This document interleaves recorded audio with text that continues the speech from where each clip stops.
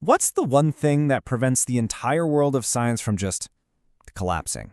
It's not some fancy supercomputer or one single genius discovery. Nope. It's actually a really simple but powerful idea: intellectual honesty. Think of it as the invisible foundation holding all research together. And today, we're going to see exactly how it works. So here's our game plan. We're going to build this whole thing from the ground up. We'll start with that core principle, intellectual honesty.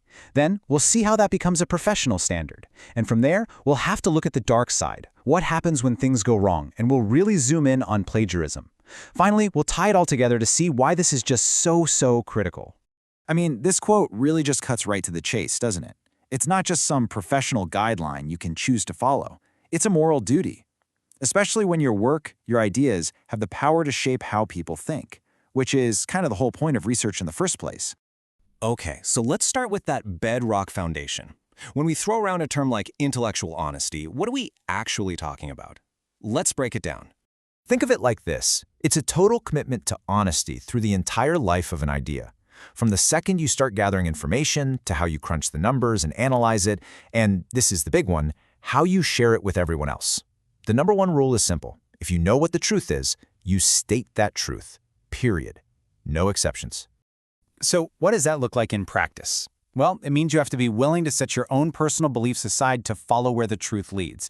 It means you don't get to cherry pick your data or hide the facts that might poke holes in your favorite theory. You've got to present everything, warts and all, without spinning it. And of course, you absolutely have to give credit where credit is due.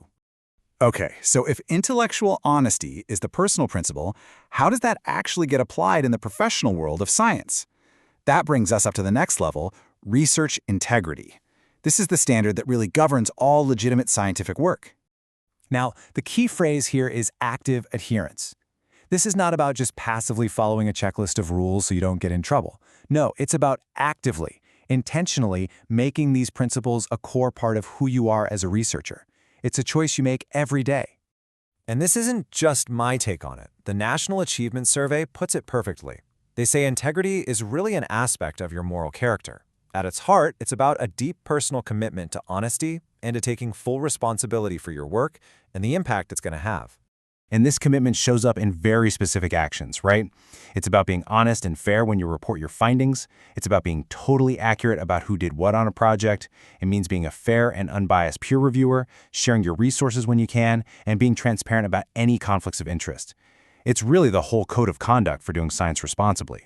But of course, what happens when those standards are broken? When that commitment just isn't there?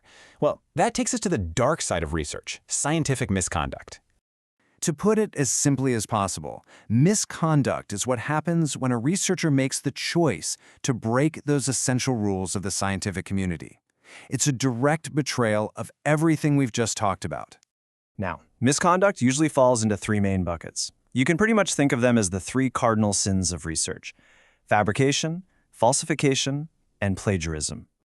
Let's quickly untangle those first two, because people mix them up all the time. Fabrication is literally making stuff up from thin air, inventing data that never even existed. Falsification, on the other hand, is when you take real data and you mess with it. You might delete results you don't like or tweak an image to make your findings look stronger than they really are. And that brings us to the third sin, plagiarism. This one is pretty straightforward. It's intellectual theft. It's taking someone else's work, their words, their data, even their core ideas, and passing it off as your own without giving them credit. Now, plagiarism is probably one of the most common and maybe one of the most misunderstood forms of misconduct out there. So let's zoom in and take a closer look at what it really is and why it even happens. It's really easy to just condemn it, but I think it's more useful to ask why. Why does this happen? What could possibly push a smart researcher to cross that line? Well, the reasons can be really complex. There's that incredible publish or perish pressure that exists in academia.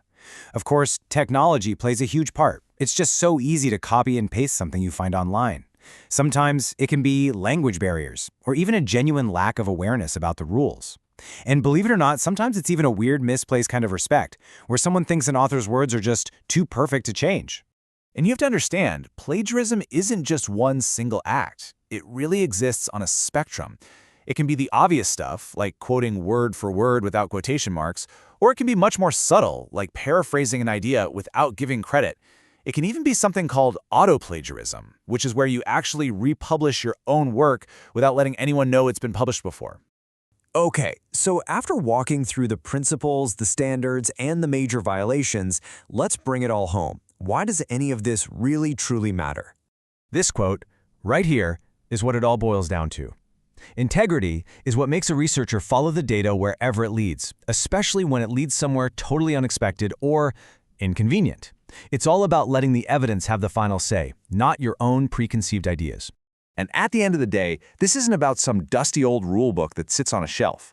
It's an internal, personal commitment. It's an individual's conscious choice to be honest and to accept the massive responsibility that comes with creating and sharing knowledge with the world. And that, right there, is the big picture. Science is a cumulative process. Every single researcher is standing on the shoulders of the giants who came before them. If that foundation is shaky, if it's built on lies or bad data, the whole structure can come crashing down. This commitment is the glue. It's what holds science together, and, just as importantly, it's what allows the public to trust what scientists find. So I'll just leave you with this one last thought. If you think about all of scientific research as one massive, ongoing conversation that spans centuries, well, integrity is what keeps that conversation honest and moving forward. So the question we always have to keep in our minds is this: what happens to all of that progress when we can no longer trust what's being said?